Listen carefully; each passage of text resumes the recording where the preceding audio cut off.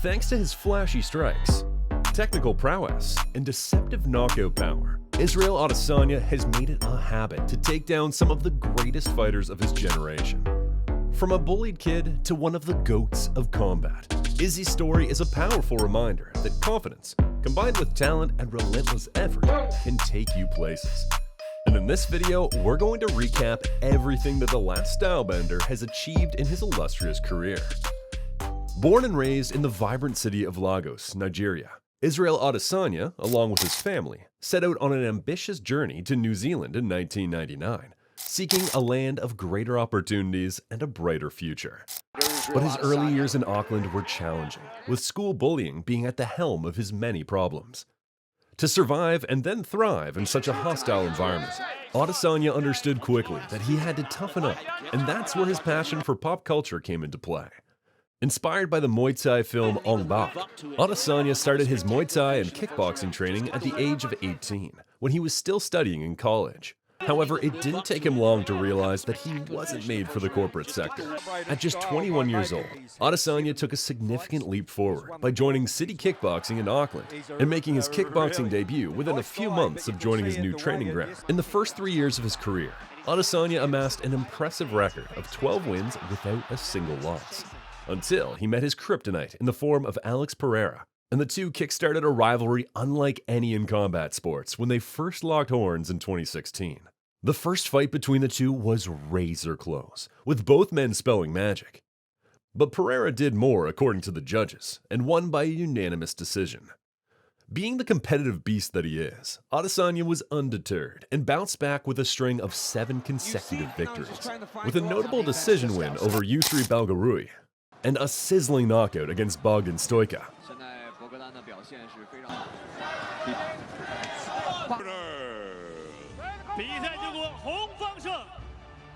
After multiple wins and a tiny setback against Jason Wilness, Adesanya earned his rematch against Pereira, but this time around, he was knocked out cold.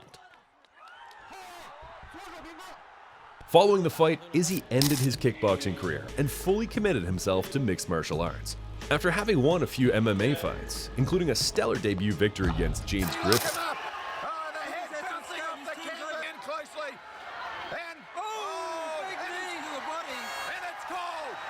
a ground and pound TKO against John Vake,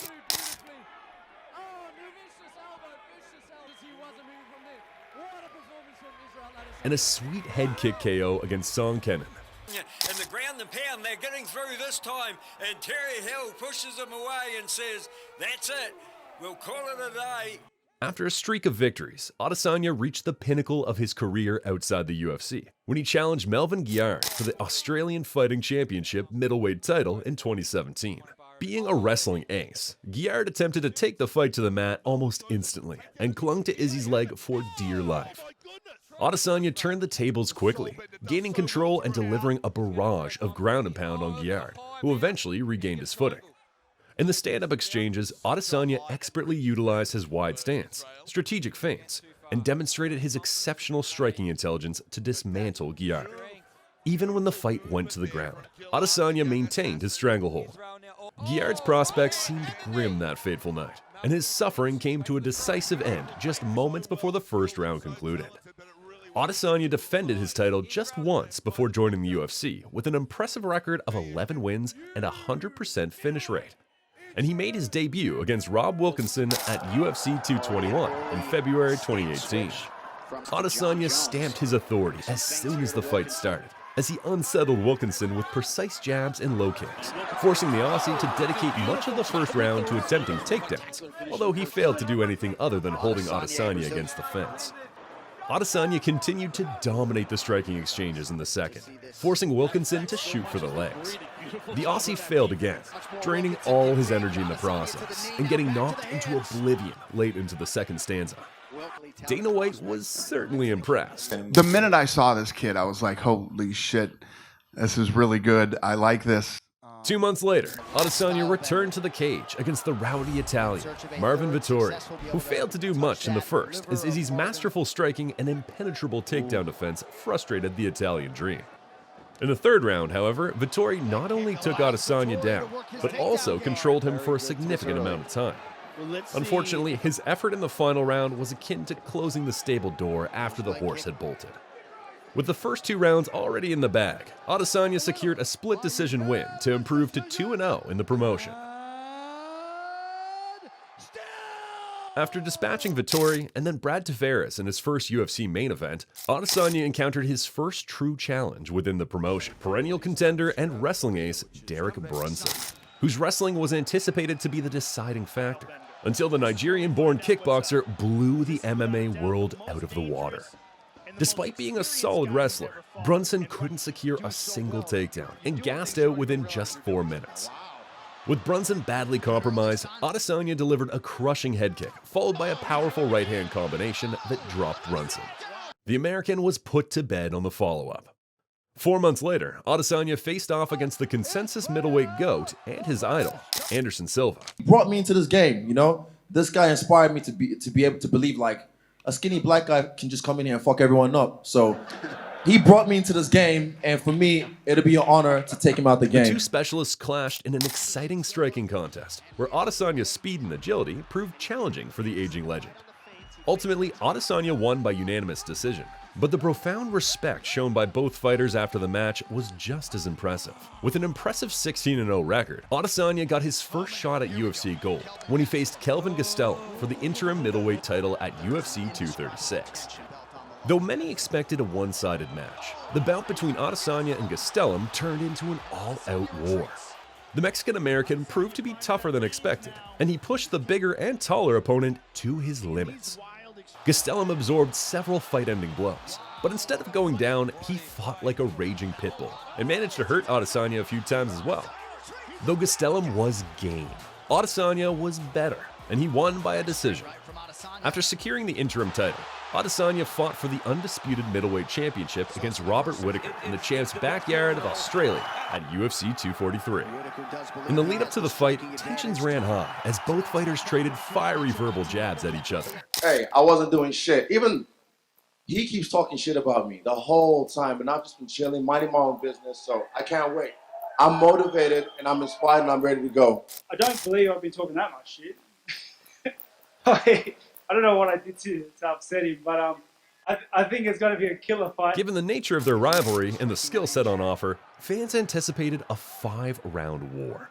But Adesanya had other plans, and he countered Whittaker to perfection in round 1, before hurting him late, although the Aussie was saved by the bell.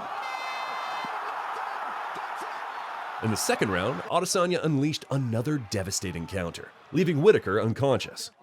With this victory, the UFC middleweight division crowned a new champion, meaning that Adesanya was now the target of some of the scariest middleweights on the planet. Adesanya's first title defense came against modern-day Greek god Yoel Romero at UFC 248 in 2020, when fans anticipated a classic striker versus grappler showdown, given it was a matchup between an Olympic wrestler and one of the finest kickboxers of his generation. Instead, the showdown turned out to be a disappointingly dull affair. Adesanya relied heavily on calf kicks throughout the fight. Meanwhile, the Cuban fighter kept his distance and occasionally unleashed explosive combinations, though with minimal accuracy. The lackluster performance from both fighters elicited heavy boos from the disappointed crowd. Adesanya secured the win by decision, largely due to his effective use of calf kicks, while neither managed to deliver any standout moments during the bout. Romero blamed the champ for the lackluster fight. No a correr. Eso fue lo que él hizo. Correr y correr y correr. Esperaba tener un digno rival. Tuve a un corredor delante de mí. No me tocó. Aware of the expectations from his fans, Adesanya delivered a much more captivating performance in his next title defense against Paulo Costa. The Brazilian entered UFC 253 as an undefeated mauler who smashed everyone with his Thorish power, which he promised to put on display on fight night. I will make him cry. I will hit him very badly. And he will cry like a baby. However, in a clash of power, and forget about the dry humping. In his next 2 title defenses in 2021 against Marvin Vettori and in 2022 against Robert Whittaker, Adesanya secured dominant victories. Meanwhile, Izzy's demon Alex Pereira had entered the UFC and quickly made an impression with a spectacular flying knee knockout and a first-round KO against Sean Strickland. Due to their history, it was clear that the UFC was eager to expedite Pereira's path to a middleweight title shot. This became a reality when Pereira secured his title opportunity after just 3 wins in the UFC. Needless to say, Adesanya wasn't happy. I'm winning.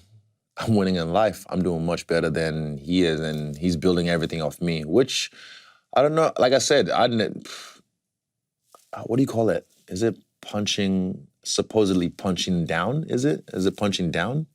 If he's punching down, then right. Wow, what a height he's punching at, you know? Because I'm up, I'm way up. The long-awaited clash between the bitter rivals finally unfolded at UFC 281. Adesanya started strong, dominating the first round with superior striking, nearly rattling Pereira just before the bell.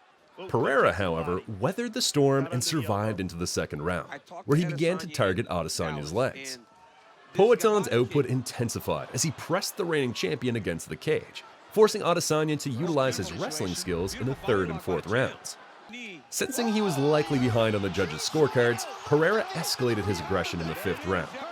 He pinned Adesanya against the fence and landed a powerful left hook, disorienting the reigning champ. Within moments, Adesanya was knocked out, and Pereira claimed the middleweight championship.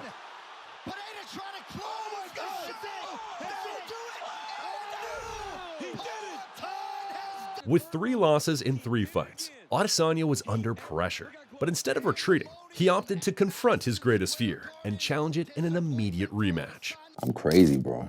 You want this one? Yeah. You know in your heart you beat him the next time? I can beat him. I know I can beat him. You've seen I can beat him. Right. He just...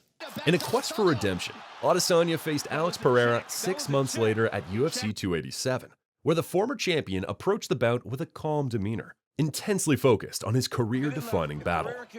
The opening round unfolded like a classic kickboxing duel, with Pereira pushing the pace and Izzy relying on counters. As round 2 commenced, the pace remained measured, with both skilled kickboxers engaging in a strategic chess match.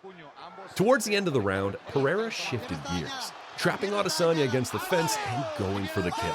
But Adesanya had it all planned. With Pereira launching bombs, Izzy countered with a couple of supersonic missiles that sent his opponent to a place where time does not exist. Shortly after Pereira's decision to move up to light heavyweight following their fight, Adesanya began scouting potential challengers. One standout contender was another African fighter. What's up? Let's go. Yeah, what's up? Get this Don't do like a clown in there. You know, that's not how a champion behaves. That's not how a man behaves. He's behaving like a child. The fight was supposed to be intense between bitter rivals at UFC 293, but Dricus du Plessis couldn't fight due to an injury. Sean Strickland stepped in at the last minute. Going into the fight, Strickland was seen as a big underdog.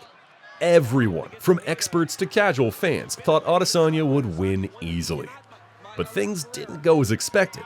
Strickland used his pressing style, moving forward and launching his punches accurately. Surprisingly, this approach worked well against Adesanya's flashy skills.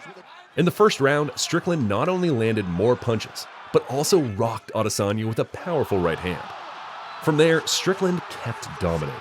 He kept landing punches and jabs, showing an impressive performance that ended with him winning the championship belt.